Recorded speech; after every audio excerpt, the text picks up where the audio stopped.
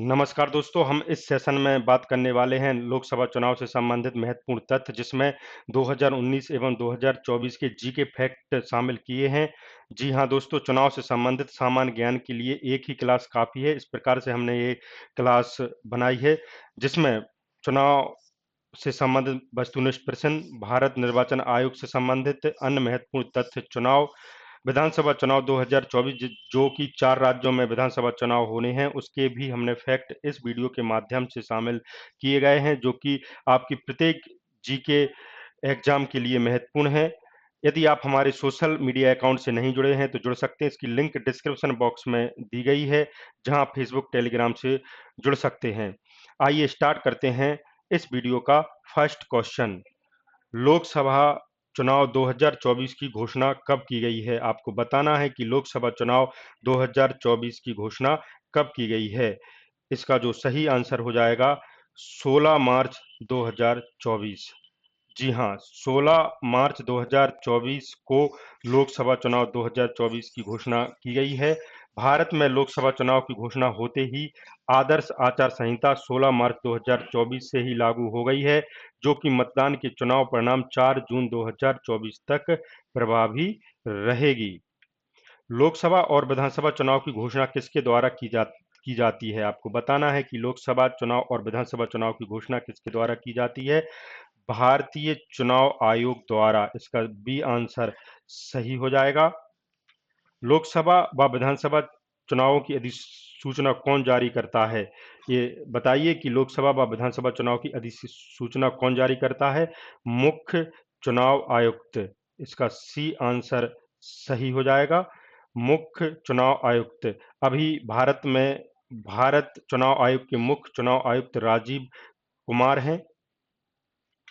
लोकसभा चुनाव एवं ये भारतीय चुनाव आयोग के जो फैक्ट हैं हम इस तरह शामिल करेंगे।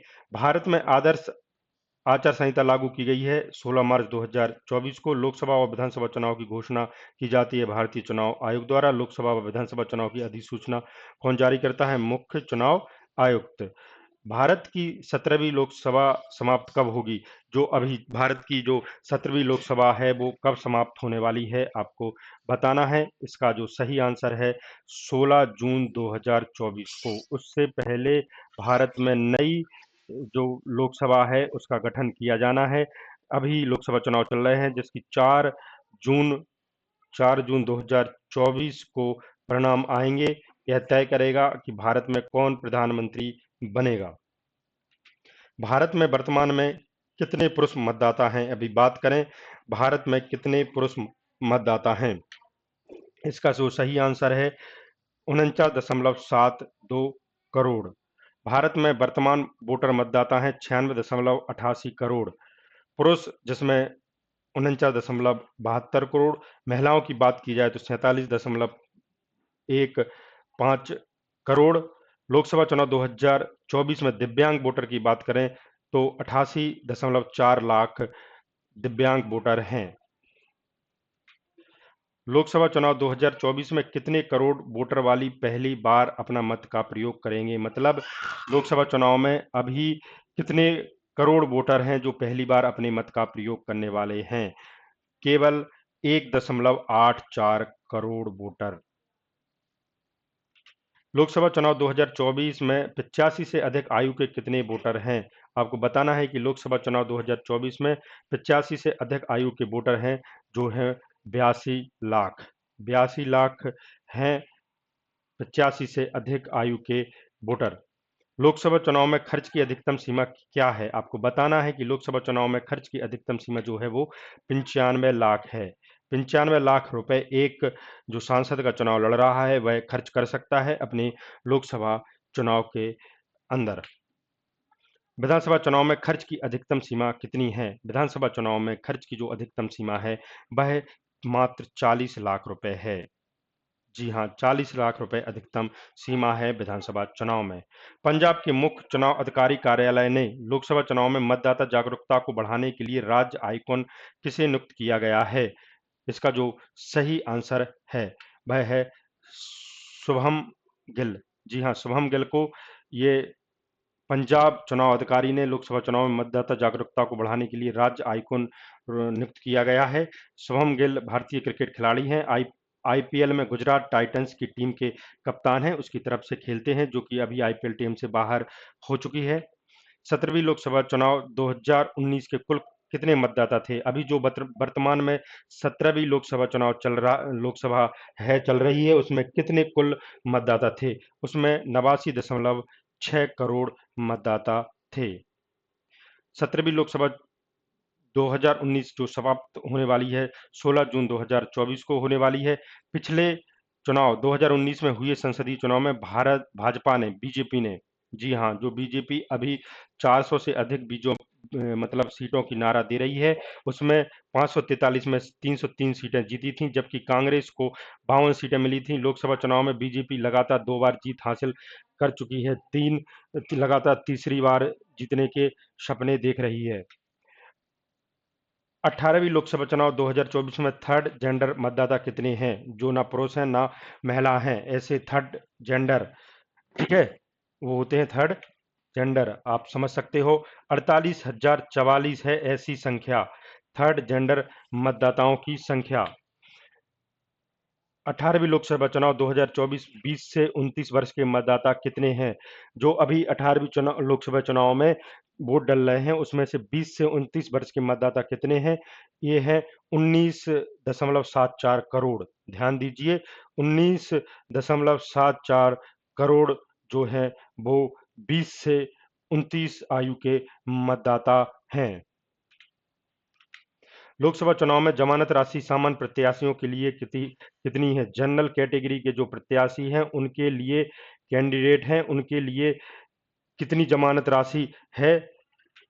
25,000 रुपए। जी हाँ, 25,000 रुपए है। लोकसभा चुनाव में जमानत राशि अनुसूचित जाति और अनुसूचित जनजाति प्रत्याशियों के लिए 12,500 रुपए है। ध्यान दीजिए, 12,500 रुपए।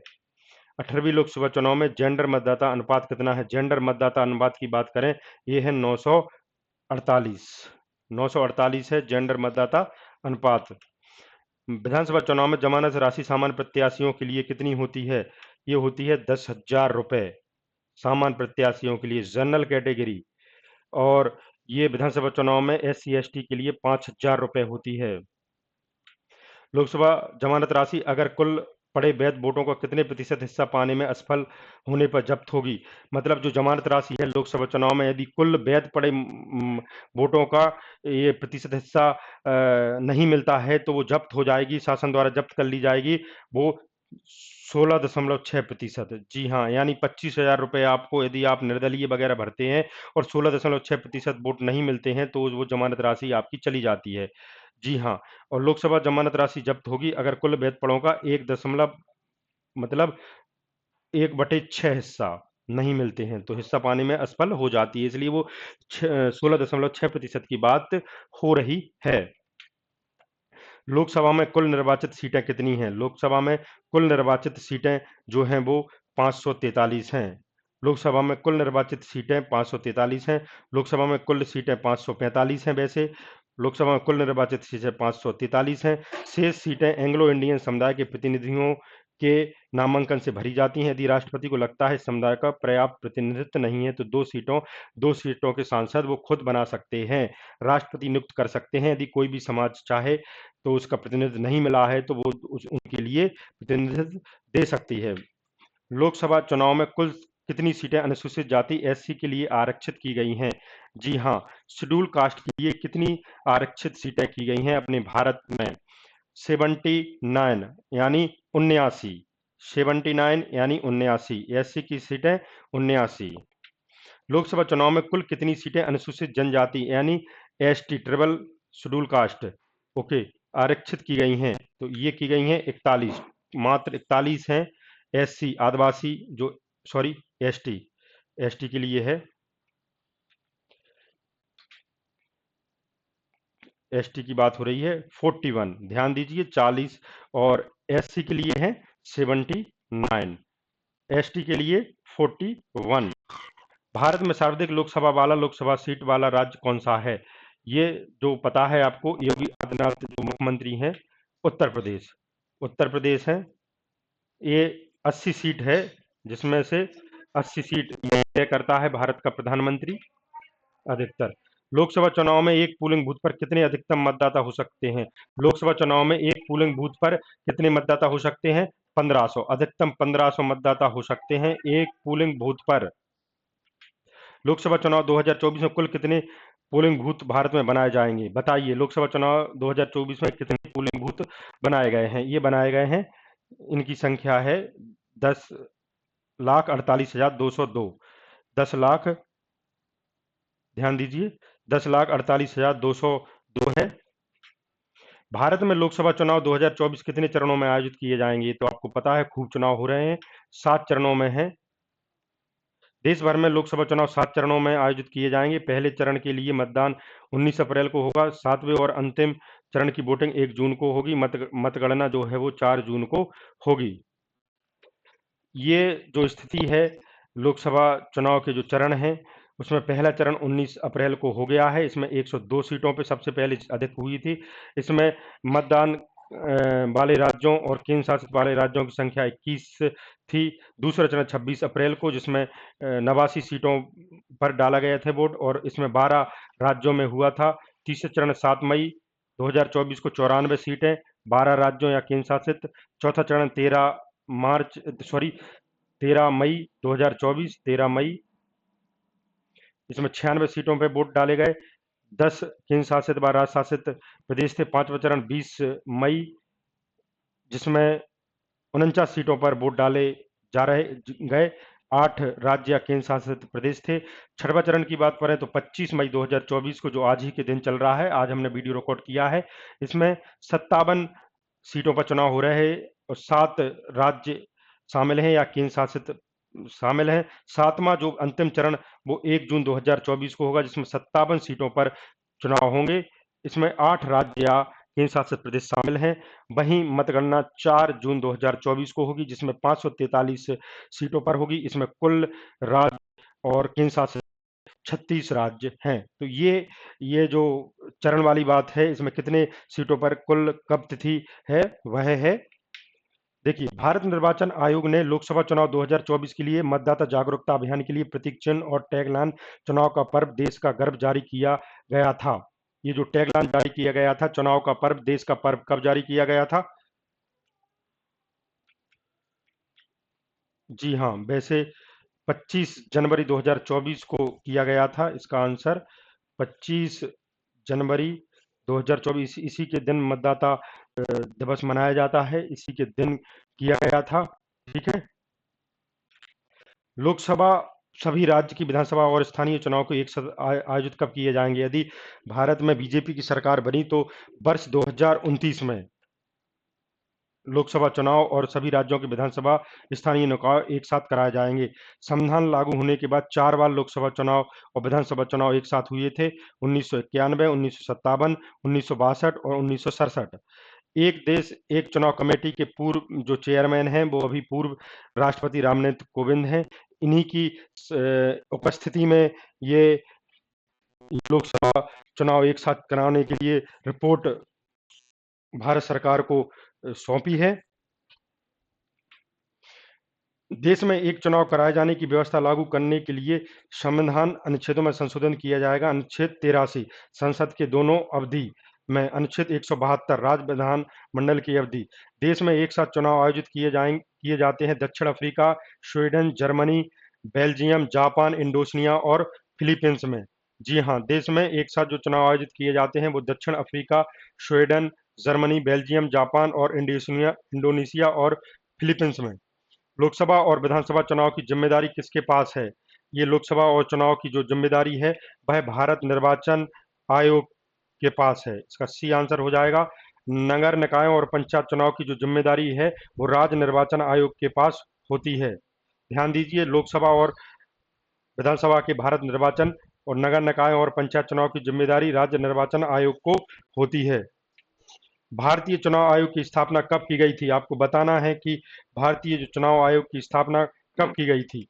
ये की गई थी 25 जनवरी 1950 को। 25 जनवरी 1950 को भारत चुनाव आयोग की स्थापना की गई थी। भारत निर्वाचन आयोग एक स्वतंत्र संवैधानिक निकाय है जो भारत में निर्वाचन प्रक्रियाओं के लिए संचालन के लिए दायी होता है, चुनाव कराता है। भारत निर्वाचन आयोग भारत में लोकसभा, राज्यसभा, विधानसभाओं और देश में राष्ट्रपति एवं उपराष्ट्रपति के पदों के लिए निर्वाचन का संचालन भी करता है। निर्वाचन आयोग संविधान के अनुच्छेद 324 बाद में अनियमित लोक प्रतिनिधित्व अधिनियम के प्राधिकार के तहत कार्य करता है। भारत के प्रथम मुख्य चुनाव आयुक्त कौन थे? भारत के प्रथम मुख्य चुनाव आयुक्त सुकुमार सेन थे। बी आंसर इसका सही हो जाएगा। ये सुकुमार सेन की बात करें 21 मार्च 1950 से 19 दिसंबर 1958 तक ये भारत के मुख्य निर्वाचन पदाधिकारी हैं। वहीं के बी के सुंदरम 20 दिसंबर 1958 से 30 सितंबर 1967 तक भारत के निर्वाचन पदाधिकारी रहे हैं, मुख्य पदाधिकारी रहे हैं।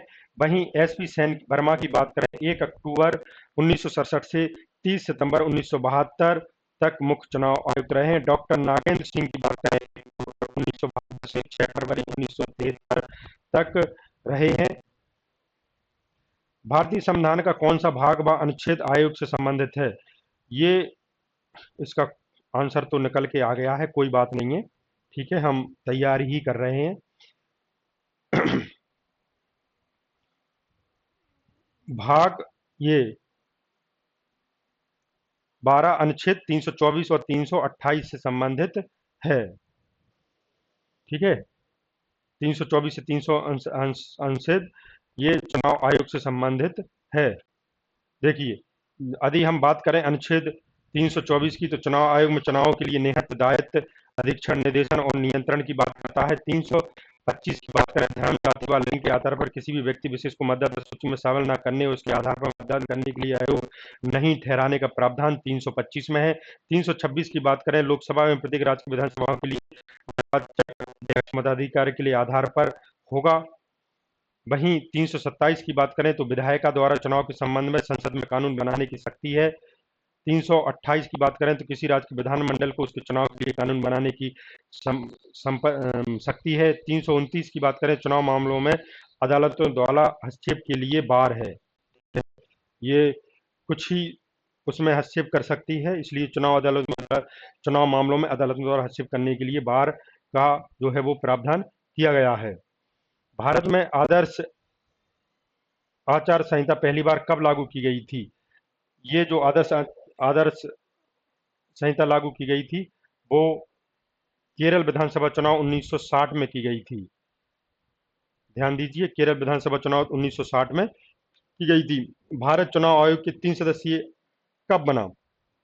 भारत चुनाव को 3 सदस्यीय जो बना है वो अक्टूबर 1993 में बना है। देखिए, वर्तमान मुख्य चुनाव आयुक्त हैं जो राजीव कुमार हैं, वो 25वें हैं, ये है। और 2 अन्य चुनाव आयुक्त होते हैं, ज्ञानेश कुमार और डॉक्टर सुखबीर सिंह संधू, ठीक है ना, इसलिए 3 सदस्यीय होता है। इसकी संरचना एक मुख्य चुनाव आयुक्त और 2 अन्य निर्वाचन आयुक्त होते हैं, जो अक्टूबर 1993 में ये 3 सदस्यीय भारतीय चुनाव आयोग को बनाया गया है।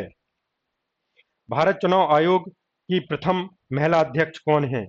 जो भारतीय चुनाव आयोग की प्रथम महिला अध्यक्ष कौन है? बी.एस. रामा देवी। जी हाँ, मुख्य चुनाव आयुक्त हैं ये श्रीमती बी.एस. रामा देवी, 9वीं थी। 26 नवंबर 1990 से 11 दिसंबर 1990 तक भारत चुनाव आयोग की प्रथम महिला अध्यक्ष बनाई गई थीं। ये इसमें बात करें 10वें नंबर पर जो मुख्य चुनाव चीफ इलेक्शन कमीशन, ठीक है ना, भारत सरकार का जो है वो 10वें हैं टी.एन. शेषन, 2 दिसंबर 1990 से 11 दिसंबर 1996 तक रहे हैं। 11वें की बात करें एम.एस. गिल, 12 दिसंबर 1996 से 13 जून 2001 तक रहे हैं। 12वें जे.एम. लिंगदोह, 14 जून 2001 से 7 फरवरी 2024 तक रहे हैं। टी.एस. कृष्णमूर्ति की बात करें 8 फरवरी 2024 से 15 मई 2005 तक भारत निर्वाचन आयोग के मुख्य अधिकारी रहे हैं, मुख्य चुनाव आयुक्त रहे हैं। चुनाव आयोग ने आदर्श आचार संहिता पहली बार देश में कब लागू की थी? तो चुनाव आयोग ने आदर्श आचार संहिता लागू की थी 1962 में। चुनाव आयोग ने आदर्श आचार संहिता पहली बार देश भर में लागू किया था 1962 के लोकसभा चुनाव के दौरान। मलकागिरी में ये चुनाव हुआ था, ध्यान दीजिए। 2024 के लोकसभा चुनाव में किस उम्र के मतदाता घर से मतदान कर सकेंगे? ये मतदान कर सकेंगे 25 वर्ष से अधिक उम्र के। जी हाँ, जिसकी उम्र 25 वर्ष से अधिक हो गई है उन्होंने घर पर मतदान किया है। चुनाव आयुक्त का कार्यकाल कितना होता है? आपको बताना है कि चुनाव आयुक्त का जो कार्यकाल होता है वो होता है 6 वर्ष या 65 आयु तक, जो पहले भी हो जाए। कितना होता है? 6 years या 65 years, जो भी पहले हो जाए। मुख्य चुनाव आयुक्त और अन्य निर्वाचन आयुक्त की नियुक्ति कौन करता है?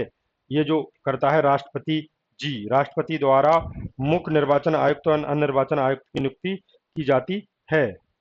मुख्य चुनाव आयुक्त से संबंधित विचार कीजिए। जी हाँ, ये मुख्य चुनाव आयुक्त को हटाया जा सकता है उच्चतम मुख्य न्यायाधीश के महाभियोग की प्रक्रिया के भांति। बिल्कुल सही है। वर्तमान में मुख्य चुनाव आयुक्त का वेतन 2.5 लाख रुपए प्रति माह है। मुख्य चुनाव आयुक्त को भारत के सर्वोच्च न्यायालय के न्यायाधीशों के समकक्ष दर्जा प्राप्त होता है और समान वेतन एवं भत्ते मिलते हैं। बिल्कुल सही है, ठीक है ना। उपरोक्त सभी सही हैं, ये हमने देख लिए हैं, तीनों सही हैं। राष्ट्रीय मतदाता दिवस के रूप में कब मनाया जाता है? ये मनाया जाता है 25 जनवरी को। भारत में राष्ट्रीय मतदाता दिवस के रूप में मनाया जाता है। 14वें राष्ट्रीय मतदाता दिवस 2024 की जो थीम है, वोटिंग जैसा कुछ नहीं, मैं जरूर वोट करता हूं। 14वां राष्ट्रीय मतदाता दिवस 25 जनवरी 2024 को मनाया गया है। देश की बड़ी लोकसभा सीटें मतदाता के आधार पर कौन सी है? देश की सबसे बड़ी लोकसभा सीट की बात करें तो ये जो है वो मलकगिरी तेलंगाना, ये सबसे है मतदाता के आधार पर सबसे बड़ी सीट है मलकगिरी, जो कि तेलंगाना राज्य में है।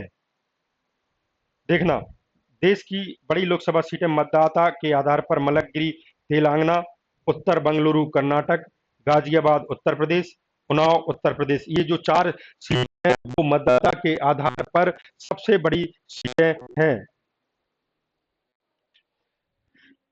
केंद्र शासित प्रदेश की देश के छोटे लोकसभा क्षेत्र के मतदाता के आधार पर कौन सी है? केंद्र शासित प्रदेश की जो सीट है वह कौन सी है? ये है लक्षद्वीप। जी हाँ, लक्षद्वीप की जो सीट है वो सबसे छोटी है, केंद्र शासित प्रदेशों में है। ये केंद्र शासित प्रदेश की छोटे मतदाताओं के आधार पर लक्षद्वीप, दमन एवं दीप, जम्मू कश्मीर, लद्दाख, दादर एवं नागर हवेली, उसके बाद अंडमान निकोबार द्वीप समूह, यानी सबसे पहले छोटा लोकसभा क्षेत्र है केंद्र शासित का लक्षद्वीप, उसके बाद दूसरे नंबर पर दमन एवं दीप, जम्मू कश्मीर, लद्दाख, फिर उसके बाद दादर एवं नागर हवेली, उसके बाद अंडमान निकोबार द्वीप समूह। देश में क्षेत्रफल के आधार पर सबसे छोटे लोकसभा क्षेत्र कौन सा है? यदि क्षेत्रफल के आधार पर बात करें तो ये चांदनी चौक दिल्ली का है। चांदनी चौक दिल्ली का है क्षेत्रफल के आधार पर सबसे छोटा लोकसभा क्षेत्र।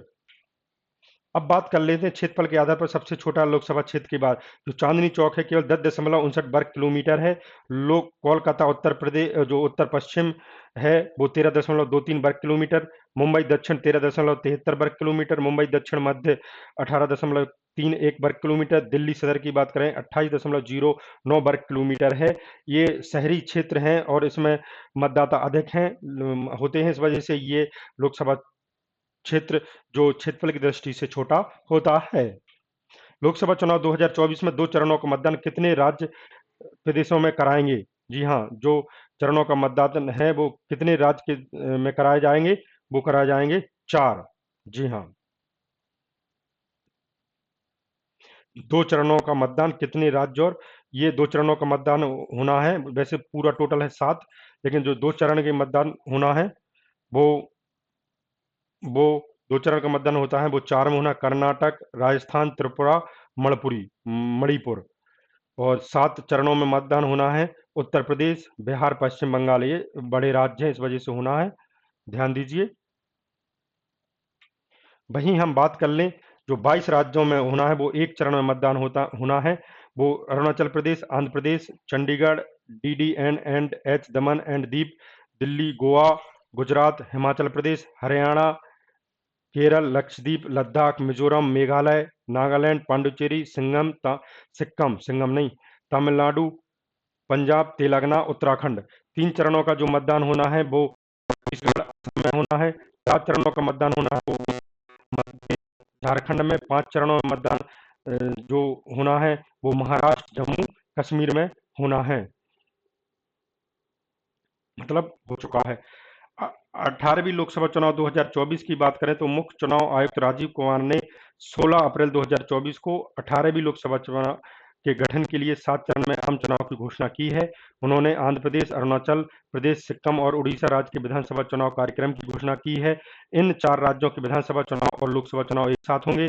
चुनाव आयोग ने साथ ही 26 विधानसभा सीटों पर उपचुनाव की तारीखों का भी ऐलान किया है। लोकसभा और विधानसभा चुनाव के नतीजे 4 जून 2024 को घोषित किए जाएंगे। 2019 में गठित वर्तमान 17वीं लोकसभा का कार्यकाल 16 जून 2024 को समाप्त हो रहा है। 4 राज्यों की विधानसभा का कार्यकाल भी जून में ही समाप्त हो रहा है। आंध्र प्रदेश राज्य में लोकसभा की कितनी सीटें हैं? आंध्र प्रदेश राज्य में लोकसभा की जो सीटें हैं वो 25 लोकसभा की सीटें हैं। जी हाँ, इसमें आंध्र प्रदेश में 25 लोकसभा की चुनाव की सीटें हैं, राज्यसभा की 11 हैं, विधानसभा सीटें 175 हैं, विधान परिषद की सीटें 158 हैं। यानी जो आंध्र प्रदेश में है वो विधान परिषद भी लागू है। हम बात कर लेते हैं लोकसभा चुनाव और इसके संबंधित राज्य में। असम में सामान्य सीटें 11 हैं, अनुसूचित जाति यानी एससी की सीटें 1 है, अनुसूचित जनजाति की एससीटी की 2 हैं, कुल सीटें 14 हैं। बिहार राज्य में कुल सीटें सामान्य की सीटें 33 हैं, यानी जनरल कैटेगरी की, अनुसूचित जाति की 7 हैं, एससीटी की 0 है और कुल सीटें 40 हैं। यानी बिहार राज्य में जो सीटें हैं वो 40 सीटें हैं कुल, असम में 14 सीटें हैं। छत्तीसगढ़ की बात कर लेते हैं। सामान्य की जो सीटें हैं वो 5 हैं, अनुसूचित जाति की एससी की 2 हैं, एसटी की 4 हैं, यानी कुल सीटें 11 हैं। हरियाणा की बात कर लेते हैं तो सामान्य सीटें 8 हैं, एससी की सीटें 2 हैं, एसटी की 0 हैं, यानी कुल सीटें 10 हैं। हरियाणा में कुल सीटें 10 हैं। जी हाँ दोस्तों, हरियाणा की बात करें तो 10 सीटें ये हैं।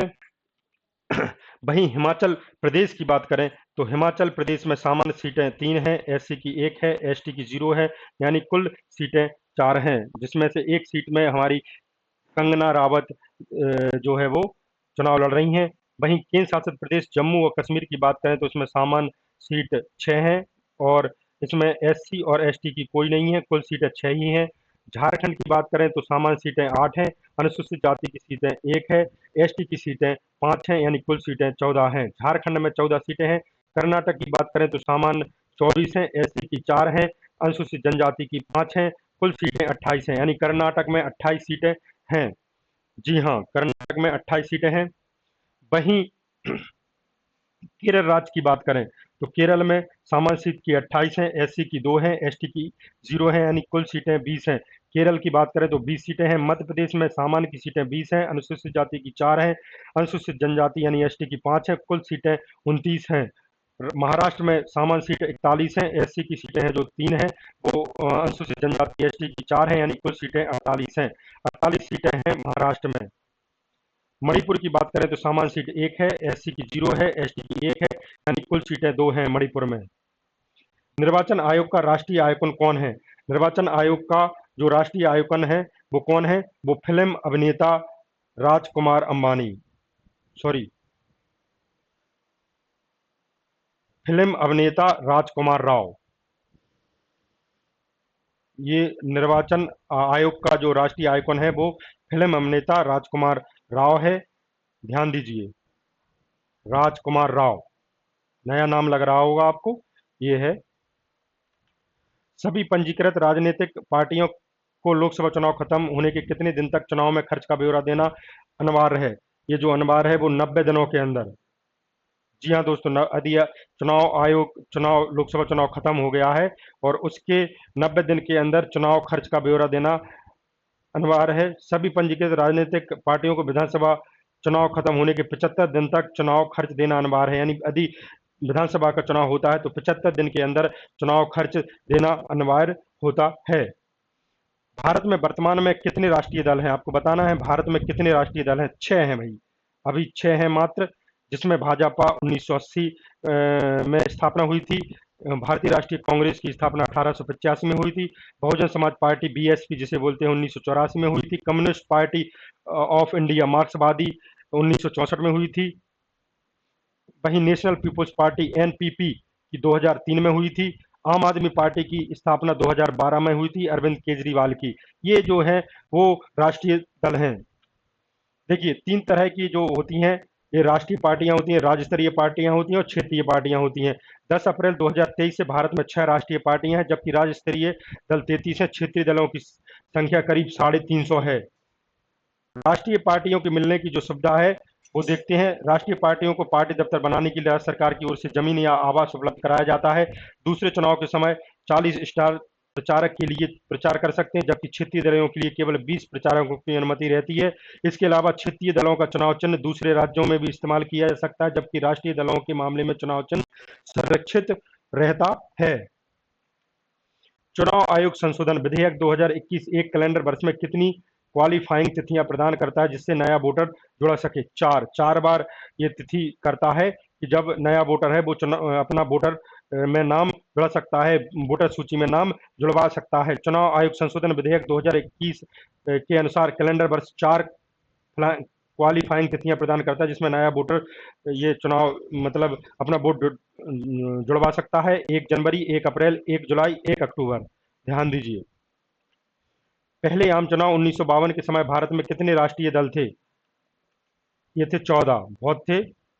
इसका आंसर हो जाएगा सी, 14।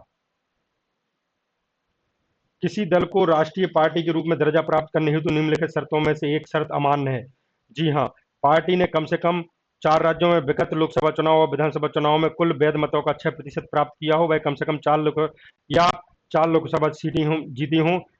वह पार्टी देश के कम से कम 4 राज्यों में राज्य स्तरीय दर का राज्य प्राप्त किया हो। एक लोकसभा चुनाव में कम से कम 10 सीटें जीतना अनिवार्य होता है।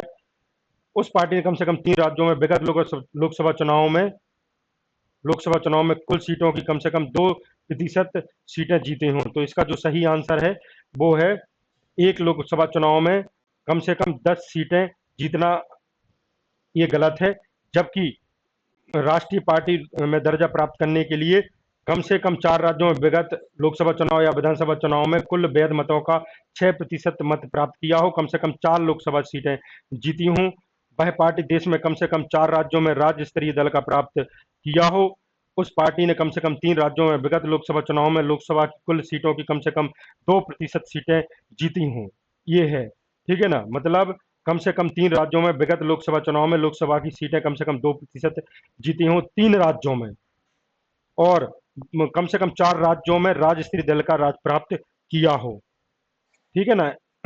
ये शर्तों में से ये केवल एक अमान्य है कि एक लोकसभा चुनाव में कम से कम 10 सीटें जीतना अनिवार्य है, और ये 3 जो है वो अनिवार्य हैं। ठीक है ना। तभी किसी पार्टी को राष्ट्रीय पार्टी का दर्जा मिल सकता है। दोस्तों देखना, किसी दल को एक राज्य स्तरीय पार्टी में दर्जा प्राप्त करने हेतु निम्नलिखित 4 शर्तों को एक शर्त पूरा करना होता है। दल ने राज्य की विधानसभा चुनावों में कुल सीटों में 3% या 3 सीटें जो भी अधिक हों प्राप्त की हों। लोकसभा चुनाव में आम चुनाव में दल ने राज्य के लिए निर्धारित प्रत्येक 25 सीटों में से एक सीट जीत दर्ज की हो। मतलब जो लोकसभा चुनाव में आम चुनाव में राज्य के लिए 25 लोकसभा सीटों में एक दर्ज की हो। राज्य में लोकसभा या विधानसभा चुनाव में दल ने कुल वैध को 6% मत प्राप्त किए हों, या इसके अतिरिक्त उसने एक लोकसभा सीट या 2 विधानसभा सीटें में दर्ज जीत की हो, तब उसे राज्य स्तरीय पार्टी का जो है वो दर्जा मिल सकता है। राज्य में लोकसभा या विधानसभा के लिए चुनाव में दल ने कुल वैध मतों के 8% प्राप्त किया हो। ठीक है, राज्य में लोकसभा या विधानसभा चुनाव में दल ने कुल वैध मतों का 8% प्राप्त किया हो। ठीक है ना, वैध मतों का 8% प्राप्त किया हो। यहाँ सीट की बात हो गई, लोकसभा चुनाव की बात हो गई, है ना। ये जो है 4 हैं, ये ध्यान रखें। भारत निर्वाचन आयोग का सचिवालय कहाँ स्थित है? जो स्थित है, सॉरी इसका तो आ ही गई है आंसर, नई दिल्ली में। कोई बात नहीं, ये तो सिंपल क्वेश्चन था, ये उल्टा हो गया है। भारत निर्वाचन आयोग का जो है वो सचिवालय कहाँ स्थित है? नई दिल्ली में स्थित है। भारत निर्वाचन आयोग की जो संरचना है, भारत आयोग में मूलतः केवल एक चुनाव आयुक्त का प्रावधान था, लेकिन राष्ट्रपति की एक सूचना के जरिए 16 अक्टूबर 1989 को 3 सदस्यीय बना दिया गया।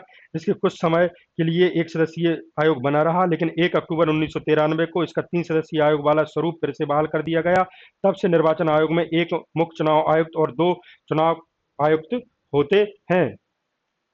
भारत निर्वाचन आयोग के 25वें मुख्य चुनाव आयुक्त राजीव कुमार को कब पदस्थ किया गया था? आपको बताना है कि भारत निर्वाचन आयोग के 25वें लोकसभा चुनाव आयुक्त राजीव कुमार को कब पदस्थ किया गया था? उनका जो सही आंसर है वो है 25 मई 2022 को। 25 मई 2022 को किया, सॉरी, जल्दबाजी का काम अच्छा नहीं रहता है। जल्दी जल्दी में 15 मई को किया गया था, क्षमा कीजिए दोस्तों, 15 मई 2022 को किया गया था। 20वें मुख्य चुनाव आयुक्त की बात करें तो डॉक्टर नसीम जेदी, जो कि 19 अप्रैल 2015 से 5 जुलाई 2017 तक रहे हैं। अचल कुमार ज्योति, जो 6 जुलाई 2017 से 22 जनवरी 2018 तक रहे हैं। ओम प्रकाश रावत की बात करें तो 23 जनवरी 2018 से 1 दिसंबर 2018 तक रहे हैं। सुनील अरोड़ा की बात करें तो 2 दिसंबर 2018 से 12 अप्रैल 2021 तक रहे हैं। सुनील चंद्रा की बात करें तो 13 अप्रैल 2021 से 14 मई 2022 तक रहे हैं। यानी राजीव कुमार से पहले सुनील चंद्रा थे, और सुनील चंद्रा से पहले सुनील अरोड़ा थे, सुनील अरोड़ा से पहले ओम प्रकाश रावत थे, उनसे पहले अचल कुमार ज्योति थे, और उससे पहले डॉक्टर नसीम जेदी थे। मुख्य चुनाव आयुक्त की जो हटाने की प्रक्रिया की बात कर लेते हैं। मुख्य चुनाव न्यायालयों और उच्चतम न्यायालयों के मुख्य चुनाव आयुक्त नियंत्रक महालेखा परीक्षक के दुर्व्यवहार या पद के दुरुपयोग का आरोप सिद्ध होने पर या अक्षमता के आधार पर संसद द्वारा अपनाए गए प्रस्ताव के माध्यम से ही पद से हटाया जा सकता है। देखना, उच्च न्यायालय या उच्चतम न्यायालय के न्यायाधीश या मुख्य चुनाव आयुक्त या नियंत्रक और महालेखा परीक्षक, इनमें से निष्कासन के लिए 2/3 सदस्यों के लिए विशेष बहुमत की आवश्यकता होती है। इसके लिए सदन के लिए कुल सदस्यों का 50% से अधिक मतदान होना चाहिए। उपरोक्त पदों से किसी हटाने के लिए संविधान में महाभियोग शब्द का उपयोग नहीं किया गया है। महाभियोग शब्द का प्रयोग केवल राष्ट्रपति को हटाने के लिए किया जाता है। इसके लिए संसद के दोनों सदनों में उपस्थित सदस्यों के लिए कुल संख्या के 2/3 सदस्यों का विशेष बहुमत की आवश्यकता होती है।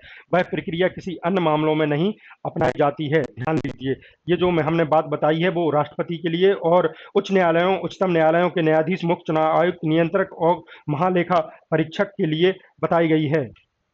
एक ईवीएम का प्रयोग 64 नामों के लिए किया जाता है, लेकिन एक ईवीएम में कितने उम्मीदवार हो सकते हैं? 16 उम्मीदवार हो सकते हैं एक ईवीएम में अधिकतम।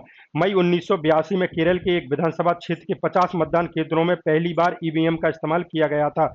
इन मशीनों का उपयोग 1983 के बाद भारत सुप्रीम कोर्ट के एक फैसले के बाद नहीं किया गया है। ईवीएम का पहला व्यापक उपयोग 1998 में राजस्थान, मध्य प्रदेश और दिल्ली के चुनाव के दौरान किया गया था। ध्यान दीजिए, वर्ष 1982 में केरल के एक विधानसभा क्षेत्र के 50 मतदान केंद्रों में पहली बार ईवीएम का इस्तेमाल किया गया था। इन मशीनों का उपयोग 1983 के बाद सुप्रीम कोर्ट के एक फैसले के बाद नहीं किया गया। ईवीएम का पहला व्यापक उपयोग जो हुआ है वो 1998 में राजस्थान, मध्य प्रदेश और दिल्ली के चुनाव के दौरान किया गया था। निम्नलिखित में से निर्वाचन संबंधी सुधार समितियों में कौन से एक समिति वर्ष स्थापना समिति से मेल नहीं खाती है? संथानम समिति 1962, तारकुंडे समिति 1976, ठक्कर समिति 1981, गोस्वामी समिति 1990, जिसमें तारकुंडे समिति 1976 का मेल नहीं खाती है, जबकि जो संथानम समिति है वो 1962 में स्थापना की गई थी। ठक्कर समिति 1981, गोस्वामी समिति 1990 में की गई थी। तारकुंडे समिति जो की गई थी वो 1974 में की गई थी। मोयली समिति 1907 में की गई थी। रेड्डी समिति 2011 में स्थापना की गई थी। ध्यान दीजिए, 7 समिति हो गई। इलेक्ट्रॉनिक वोटिंग मशीन में नोटा व्यवस्था का प्रयोग सर्वप्रथम कब किया गया है? इलेक्ट्रॉनिक वोटिंग मशीन में नोटा व्यवस्था का जो सर्वप्रथम प्रयोग किया गया है वो 2013 में किया गया है।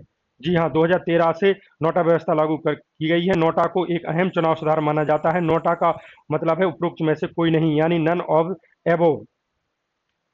भारत में नए मतदाता सूची में नाम जोड़ने के लिए कौन सा फॉर्म ऑनलाइन भरना पड़ता है? जी हाँ, भारत में नए मतदाता सूची में नाम जोड़ने के लिए कौन सा फॉर्म ऑनलाइन भरना पड़ता है? फॉर्म 6।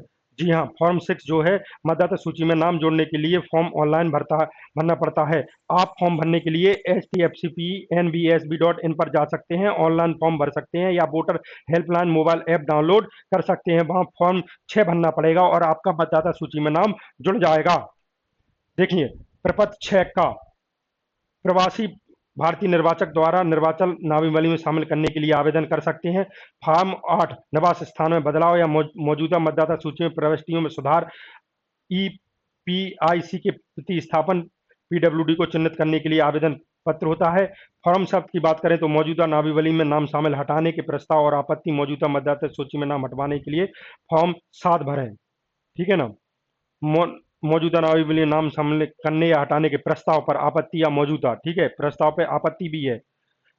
फॉर्म 12C, यह फॉर्म कश्मीर के प्रवासी मतदाताओं के लिए जो डाक मतपत्र के माध्यम से वोट डालना चाहता है। भारत निर्वाचन आयोग द्वारा आदर्श आचार संहिता के उल्लंघन के संबंध में कौन सा मोबाइल ऐप विकसित किया गया है? जी हाँ, आपको बताना है, ये किया गया है C vigil app. C vigil app किया गया है, बी इसका आंसर होगा। सी विजिल आदर्श आचार संहिता लागू करने के लिए दिन से ही लागू हो जाता है, सी विजिल ऐप। भारत निर्वाचन आयोग की वेबसाइट से वोटर आइडेंटिटी कार्ड डाउनलोड करने के लिए मुख्य रूप से क्या आवश्यक होता है? जी हाँ, ये वोटर आइडेंटिटी कार्ड से वोटर कार्ड से मोबाइल लिंक आवश्यक होता है दोस्तों। जी हाँ, वोटर कार्ड से मोबाइल लिंक आवश्यक होता है, जिससे कि आप स्वयं ही वोटर कार्ड डाउनलोड कर सकते हैं। भारत निर्वाचन आयोग द्वारा दिव्यांग मतदाता वोटर जुड़वाने या उसकी सुविधा के लिए कौन सा नया मोबाइल ऐप लॉन्च किया गया है? ये लॉन्च किया गया है सक्षम ईसीआई। सक्षम ईसीआई भारत निर्वाचन आयोग द्वारा दिव्यांग मतदाता वोटर जुड़वाने या उसकी सुविधा के लिए मोबाइल ऐप लॉन्च किया गया है। सक्षम ईसीआई मोबाइल एप्लीकेशन की सहायता से दिव्यांग मतदाता व्हील चेयर के लिए भी आवेदन कर सकता है। भारत निर्वाचन आयोग द्वारा मतदाताओं की सहायता के लिए कौन सा टोल फ्री लॉन्च किया गया है? भारत निर्वाचन आयोग द्वारा मतदाताओं की सहायता के लिए ये जो लॉन्च किया गया है 1050 लॉन्च किया गया है। भारत निर्वाचन आयोग द्वारा मतदाताओं की सहायता के लिए 1050 जो है वो लागू किया गया है। 1050 नंबर लागू किया गया है, जो कि टोल फ्री नंबर है। 17वीं लोकसभा में कितने करोड़ मतदाताओं ने भाग लिया था? 17वीं लोकसभा मतदान हुआ था जब जो प्रधानमंत्री नरेंद्र मोदी जी दूसरी बार प्रधानमंत्री बने, तब कितने करोड़ मतदाताओं ने भाग लिया था? 61.30 करोड़। 61.30 करोड़ ने जो है नरेंद्र मोदी जी की किस्मत ने फैसला किया था। 17वीं लोकसभा चुनाव में 61.30 करोड़ मतदाताओं ने भाग लिया। 17वीं लोकसभा में 29.24 करोड़ में महिलाओं ने भाग लिया था। 17वीं लोकसभा में 61.46 लाख करोड़ दिव्यांग मतदान। ये कुछ मुझे सही नहीं लग रहा है, ठीक है ना। सही है, सही है, ओके। लाख है, लाख है, करोड़ नहीं है, ये इसलिए सही नहीं लगा। एक ही बार में समझ में आ जाता है कि क्या गलत है क्या सही है। तो 17वीं लोकसभा चुनाव में 61.46 लाख दिव्यांग महिलाओं ने मतलब दिव्यांग मतदाताओं ने भाग लिया था, ठीक है ना। 17वीं लोकसभा में कितने प्रतिशत मतदान हुआ था? जो 17वीं लोकसभा में कितने प्रतिशत मतदान हुआ था? 67.10%। जी हाँ, 17वीं लोकसभा में 67.10% मतदान हुआ था। मतदान अभी तक का जो कि सर्वाधिक मतदान है। 16वीं लोकसभा में 66.44% मतदान हुआ था। 66.44% मतदान हुआ था। नरेंद्र मोदी ने दूसरी बार प्रधानमंत्री की पद की शपथ ग्रहण कब की थी? जो है, जी हाँ, नरेंद्र मोदी जी का नाम आ ही जाता है 30 मई 2019 को। जी हाँ, 30 मई 2019 को नरेंद्र मोदी ने दूसरी बार प्रधानमंत्री शपथ ग्रहण की थी। 2014 के शपथ ग्रहण समारोह के सार्क सदस्य देशों को राष्ट्राध्यक्षों को आमंत्रित किया गया था, जबकि 2019 में बिम्स्टेक देशों के अलावा राष्ट्राध्यक्षों ने भाग लिया था। बांग्लादेश, म्यांमार, श्रीलंका, थाईलैंड, भूटान ने भाग लिया था। जी हाँ, ये भी एक नरेंद्र मोदी जी की पॉलिसी है। 17वीं लोकसभा में कितने सांसद ऐसे हैं जिन पर आपराधिक मुकदमे दर्ज हैं? जो 17वीं लोकसभा में हैं, वो कितने सांसद ऐसे हैं जिन पर आपराधिक मुकदमे दर्ज हैं? जी हाँ, 233 सांसद ऐसे हैं जिस पर आपराधिक मुकदमे दर्ज हैं। राज्यों और केंद्र शासित प्रदेशों में मतदान केंद्रों की संख्या 10,35,919 थी। जी हाँ, 17वीं लोकसभा में जो मतदान केंद्रों की संख्या थी वो 10,35,919 थी। 17वीं लोकसभा चुनाव में सबसे कम उम्र के जो सांसद थे वो चंद्रानी मुर्मू जीतकर आई। चंद्रानी मुर्मू, ध्यान दीजिए, जो सबसे कम उम्र की सांसद थी वो चंद्रानी मुर्मू। 17वीं लोकसभा में 78 महिलाएं लोकसभा चुनाव जीतकर आईं, जिसमें से 2 मुस्लिम सांसद बनी। कुल महिला उम्मीदवार 724 थीं, जिन पर कांग्रेस की सर्वाधिक 24, बीजेपी की 53 महिला उम्मीदवार थीं। लोकसभा चुनाव में चुनाव की खर्च सीमा जो थी वो 70 लाख थी, जबकि छोटे राज्यों में 28 लाख रुपए थी। 17वीं लोकसभा चुनाव में सर्वाधिक वोटों जीते थे C R Patil Bhajpa 6.89 lakh vote से गुजरात की नवसारी सीट से जीत दर्ज की थी सी आर पाटिल ने। सबसे कम वोटों से जीत उत्तर प्रदेश के मछली शहर से बीपी सरोज भाजपा की 181 वोटों से जीती थी। जी हाँ, ध्यान दीजिए, जो 17वीं लोकसभा में सबसे कम वोटों से जीती थी वो मछली शहर से बीपी सरोज भाजपा की 181 वोटों से जीती थी। देश की पहली ट्रांसजेंडर चुनाव एम्बेसडर कौन बनी है? जी हाँ, देश की पहली ट्रांसजेंडर चुनाव एम्बेसडर बनी है गौरी सामंत। जी हाँ, देश की पहली ट्रांसजेंडर चुनाव एम्बेसडर गौरी सामंत बनी है, जो कि महाराष्ट्र की सामाजिक कार्यकर्ता हैं। वो ये पहली ट्रांसजेंडर चुनाव एम्बेसडर बनी हैं। 102 वर्षीय श्याम शरण सिंह नेगी को किस राज्य सरकार ने 17वीं लोकसभा चुनाव का एम्बेसडर बनाया था? ये बनाया था हिमाचल प्रदेश। जी हाँ, 102 वर्षीय श्याम शरण सिंह नेंगू को ये 17वीं लोकसभा चुनाव का ब्रांड एम्बेसडर बनाया गया था। संविधान के 61वें संशोधन अधिनियम 1989 के तहत किस अनुच्छेद का संशोधन करके मतदान की आयु 21 से घटाकर 18 वर्ष की गई है? ध्यान दीजिए, मोस्ट इंपोर्टेंट क्वेश्चन है। 326 अनुच्छेद 326 में संशोधन किया गया है, वो भी 61वां संशोधन 1989 में किया गया है, जिसमें मतदान की आयु 21 से घटाकर 18 वर्ष की गई है। 1989 में अनुच्छेद 326 को जो है वो संशोधन किया गया है। 17वीं लोकसभा में भारतीय जनता पार्टी ने बीजेपी, जी हाँ, जो कि विश्व की सबसे बड़ी पार्टी है और इसे जुमलेदार पार्टी माना जाता है, ठीक है ना। अब ये तो कह नहीं सकते, बोलते हैं 303 सीटें जीती थी बीजेपी ने, ठीक है ना। राष्ट्रीय कांग्रेस ने 52 जीती थी, ऑल इंडिया तृणमूल कांग्रेस ने 22 जीती थी, बहुजन समाज पार्टी ने 10 जीती थी, राष्ट्रवादी कांग्रेस पार्टी ने 5 जीती थी, कम्युनिस्ट पार्टी ऑफ इंडिया ने 2 सीटें जीती थी। 17वीं लोकसभा में किस प्रदेश का छोटा गांव तासीगंग विश्व का सबसे ऊंचा मतदान केंद्र रहा? जी हाँ, मोस्ट इंपोर्टेंट क्वेश्चन है, ये आ चुका है। हिमाचल प्रदेश का छोटा गांव तासीगंग विश्व का सबसे ऊंचा मतदान केंद्र रहा है। हिमाचल प्रदेश एक छोटा सा गांव तासीगंग विश्व का सबसे ऊंचा मतदान केंद्र बना। यह गांव 15,226 फीट की ऊंचाई पर स्थित है। इसे पूर्व हिक्कम मतदान केंद्र 14,567 फीट की ऊंचाई पर स्थित था, जो वर्तमान में सबसे ऊंचा केंद्र था। जी हाँ, ध्यान दीजिए, इससे पूर्व हिक्कम मतदान केंद्र था, जो कि 14,567 सीटें स्थित, मतलब सॉरी 14,567 फीट की ऊंचाई पर स्थित था, जो कि सबसे ऊंचा मतदान केंद्र था। 17वीं लोकसभा में 11 अप्रैल 2019 को तेलंगाना राज्य के निजामाबाद लोकसभा निर्वाचन क्षेत्र में मतदान हेतु सबसे अधिक इलेक्ट्रॉनिक वोटिंग मशीनों का प्रयोग किया गया। इस क्षेत्र में उम्मीदवारों की सर्वाधिक संख्या 185 थी। इस चुनाव में भारतीय निर्वाचन आयोग ने प्रत्येक बूथ पर 12 ईवीएम का प्रयोग किया था।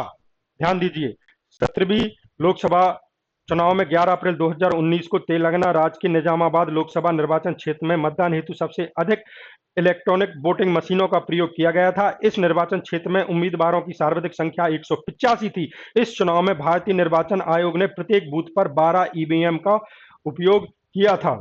निम्न में से कौन भारत निर्वाचन आयोग का मुख्य आयुक्त नहीं रहा है? ये ऐसे क्वेश्चन बहुत ही इंपॉर्टेंट रहते हैं। जी हाँ, एमपीपीएससी और जो बीपीएससी है, आरपीएससी है, ठीक है ना। पीके त्रिवेदी ये नहीं रहे हैं, एसएल सकधर रहे हैं, टी स्वामीनाथन रहे हैं, आरबीएस पेरसा शास्त्री रहे हैं, लेकिन पीके त्रिवेदी नहीं रहे हैं, ठीक है ना। SL Sakdhar, T Swaminathan, RBS पेरसा शास्त्री, लेकिन पीके त्रिवेदी नहीं है। देखिए, टी स्वामीनाथन जो कि 7 फरवरी 1973 से 17 जून 1977 तक मुख्य चुनाव आयुक्त रहे हैं। एसएल सकधर 18 जून 1977 से 17 जून 1982 तक रहे हैं। आर के द्विवेदी 18 जून 1982 से 31 दिसंबर 1985 तक रहे हैं। आरबीएस पेरी शास्त्री 1 जनवरी 1986 से 25 नवंबर 19 90 तक किए हैं। दोस्तों हमने इस वीडियो के माध्यम से सारे के सारे मुख्य चुनाव आयुक्त को भी कवर किया है।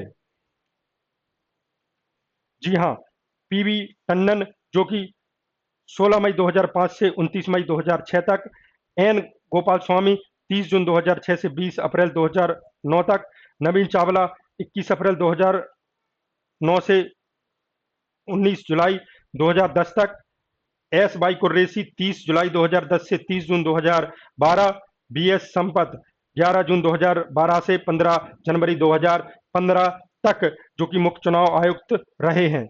वहीं एच एस ब्रह्मा की बात करें 16 जनवरी 2015 से 18 अप्रैल 2015, डॉक्टर नसीम जेदी 19 अप्रैल 2015 से 5 अप्रैल 2017, अचल कुमार ज्योति 6 अप्रैल 2017 से 22 जनवरी 2018, ओम प्रकाश रावत से 23 जनवरी 2018 से 1 दिसंबर 2018, सुनील अरोड़ा 2 दिसंबर 2018 से 12 अप्रैल 2021।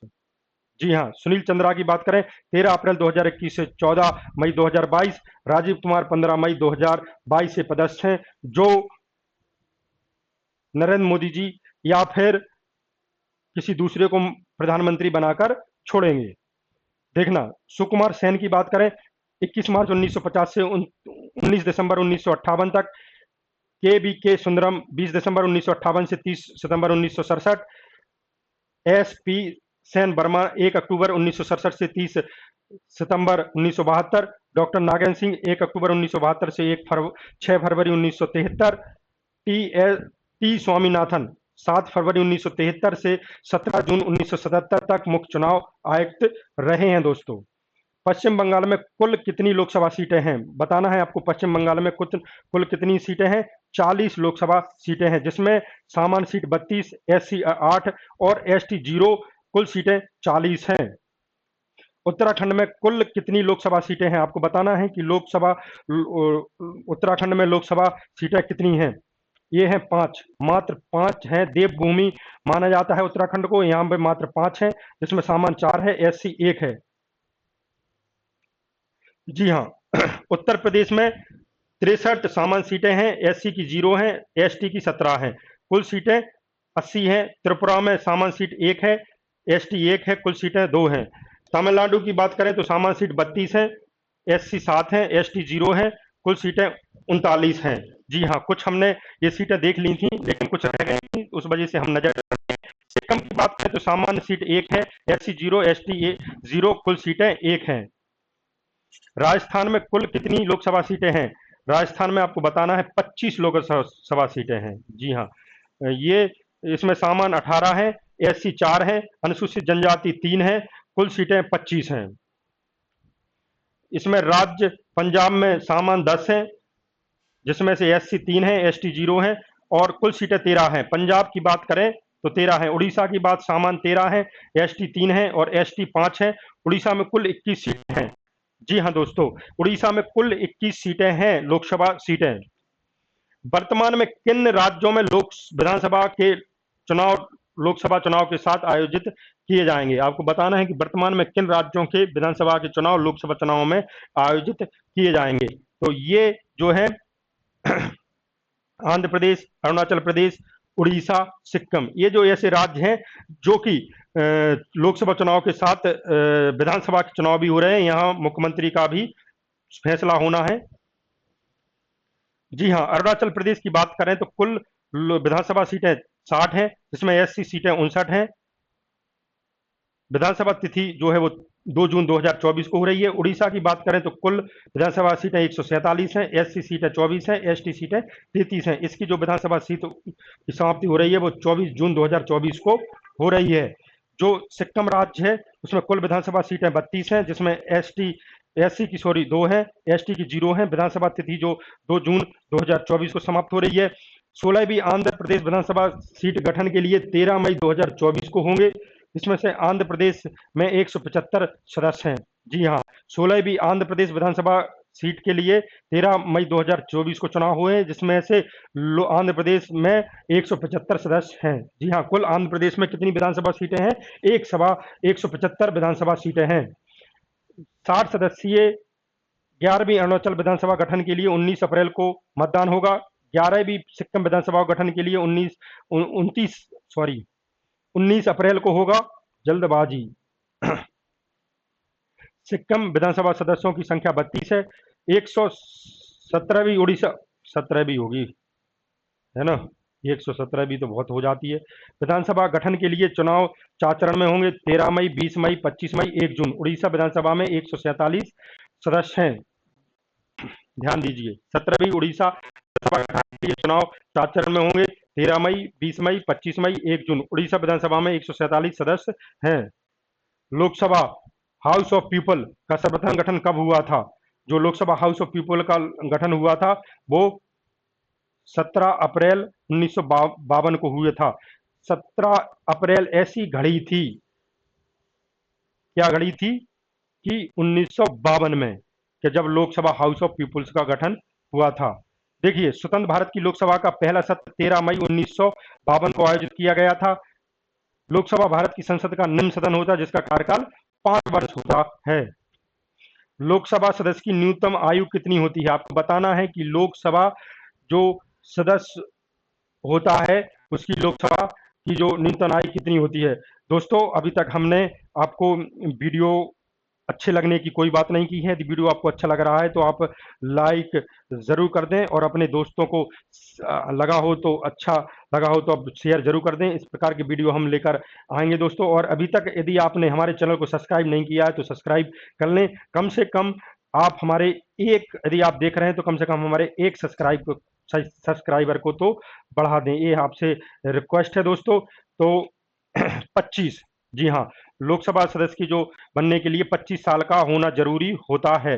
भारत के संविधान के अनुच्छेद 84 बी में प्रावधान है कि लोकसभा चुनाव के लिए उम्मीदवार बनने के लिए न्यूनतम आयु 25 वर्ष होगी। ध्यान दीजिए, भारत के संविधान के अनुच्छेद 84 बी में प्रावधान है कि लोकसभा चुनाव के लिए उम्मीदवार बनने के लिए जो न्यूनतम आयु है वो 25 वर्ष होगी दोस्तों। राज्यसभा के मामले में 30 वर्ष, लोकसभा के मामले में 25 वर्ष की आयु पूरी कर ली हो तो बन सकता है। राज्यसभा के लिए 30 वर्ष की आयु होती है तभी राज्यसभा सांसद बन सकता है। संसद की अधिकृत सदस्यता लोकसभा में 543 है, राज्यसभा में 245 है। यदि बात करें तो जो निर्वाचित सदस्यता है वो 543 है, राज्यसभा में 245 है। जी ध्यान करें, राज्यसभा में 245, 245, जी हाँ, और इसमें है 543। जी हाँ दोस्तों, वही हम आपसे बात कर रहे हैं दोस्तों। यदि यह वीडियो आपको अच्छा लगा हो और आपको ऐसा लगता है कि ये वीडियो हमें प्रतियोगी परीक्षाओं के लिए महत्वपूर्ण साबित होने वाला है तो वीडियो को लाइक जरूर कर दें और अपने दोस्तों को शेयर जरूर करें। और यदि आपने अभी तक हमारे चैनल को सब्सक्राइब नहीं किया तो सब्सक्राइब कर लें और अपने दोस्तों में शेयर जरूर करें, और आप कम से कम एक सब्सक्राइब हमारा जरूर बढ़ाएं दोस्तों, यही आपसे रिक्वेस्ट है। इसी प्रकार के वीडियो देखने के लिए बने रहिए। हमारा यह वीडियो देखने के लिए बहुत बहुत धन्यवाद दोस्तों। Thank you.